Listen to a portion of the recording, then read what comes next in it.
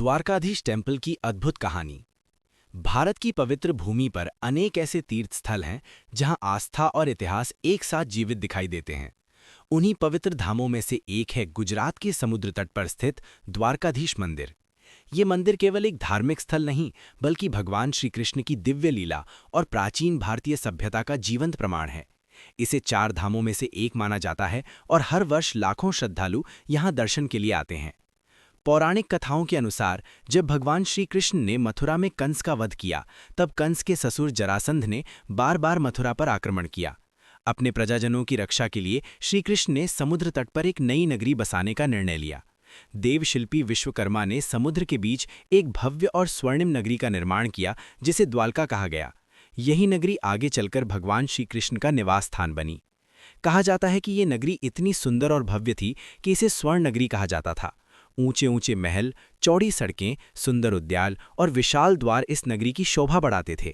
भगवान श्री कृष्ण ने यहाँ से लगभग 36 वर्षों तक शासन किया और धर्म की स्थापना की। माना जाता है कि वर्तमान द्वारकाधीश मंदिर का निर्माण लगभग 2500 वर्ष पूर्व हुआ था।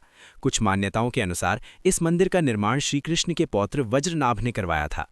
मंदिर का शिखर लगभग 78 मीटर ऊंचा है और ये 5 मंजिला संरचना है, जिसे चूना पत्थर से बनाया गया है। मंदिर के मुख्य शिखर पर लगा ध्वज प्रतिदिन कई बार बदला जाता है, जो आस्था और परंपरा का प्रतीक है।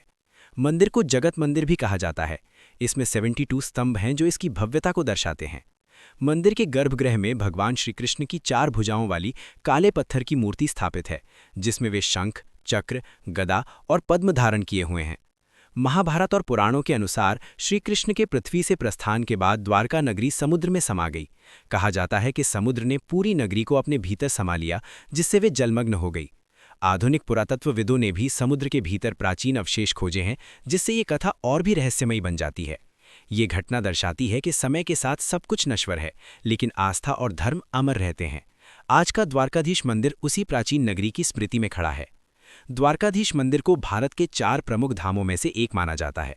अन्य 3 धाम हैं बद्रीनाथ टेम्पल, जगन्नाथ टेम्पल और रामानाथ स्वामी टेम्पल। मान्यता है कि जीवन में एक बार इन चारों धामों की यात्रा करने से मोक्ष की प्राप्ति होती है। द्वारका धाम पश्चिम दिशा का प्रतिनिधित्व करता है और इसे भगवान श्री कृष्ण का धाम कहा जाता है। मंदिर के पास बहने वाली गोमती नदी का विशेष महत्व है। श्रद्धालु पहले गोमती घाट पर स्नान करते हैं, फिर मंदिर में दर्शन के लिए जाते हैं। पास ही बेट द्वारका नामक स्थान है, जहां माना जाता है कि श्री कृष्ण अपने परिवार के साथ निवास करते थे। ये स्थान समुद्र के बीच स्थित है और नाव द्वारा पहुंचा जाता है। अभी हाल ही में बेट द्वारका जाने के लिए एक पुल का निर्माण किया गया है, जो ओखा और बेट द्वारका को आपस में जोड़ता है। ये पुल समुद्र के ऊपर बनाया गया है, जिससे श्रद्धालुओं और पर्यटकों को आने जाने में काफ़ी सुविधा हो गई है।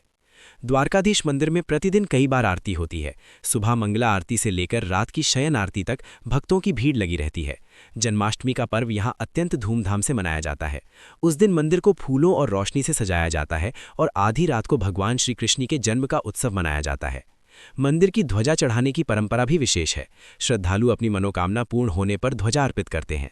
कहा जाता है कि मंदिर के शिखर पर फहराती ध्वजा हमेशा हवा के विपरीत दिशा में लहराती है, जो एक चमत्कार माना जाता है। द्वारकाधीश मंदिर की कहानी केवल एक मंदिर की कहानी नहीं है, बल्कि ये धर्म, साहस और कर्तव्य का संदेश देती है। भगवान श्री कृष्ण ने अपने जीवन में सिखाया कि परिस्थितियां कैसी भी हों, हमें धर्म का मार्ग नहीं छोड़ना चाहिए। उन्होंने गीता के माध्यम से कर्म, भक्ति और ज्ञान का उपदेश दिया। ये मंदिर हमें ये भी सिखाता है कि समय के साथ सब कुछ बदल सकता है, लेकिन सच्ची आस्था कभी समाप्त नहीं होती। समुद्र में समा जाने के बाद भी द्वारका की स्मृति आज तक जीवित है। द्वारकाधीश मंदिर केवल पत्थरों से बना एक भवन नहीं है, बल्कि ये करोड़ों लोगों की आस्था का केंद्र है। यहाँ आने वाला हर भक्त अपने मन में शांति और विश्वास लेकर लौटता है। समुद्र की लहरों के बीच खड़ा ये मंदिर मानो आज भी श्री कृष्ण की दिव्य उपस्थिति का अनुभव कराता है। जब भी आप गुजरात जाएं, तो द्वारका धाम के दर्शन अवश्य करें। ये यात्रा केवल एक धार्मिक यात्रा नहीं होगी, बल्कि आत्मिक शांति और आध्यात्मिक जागरण का भी अनुभव होगी। ओम श्री कृष्ण। अगर आपको ये वीडियो अच्छा लगा हो तो कृपया वीडियो को लाइक करें और इसी तरह आप किस मंदिर का इतिहास जानना चाहते हैं उसका नाम कमेंट में लिखें और हमारे चैनल को सब्सक्राइब करना ना भूलें। धन्यवाद।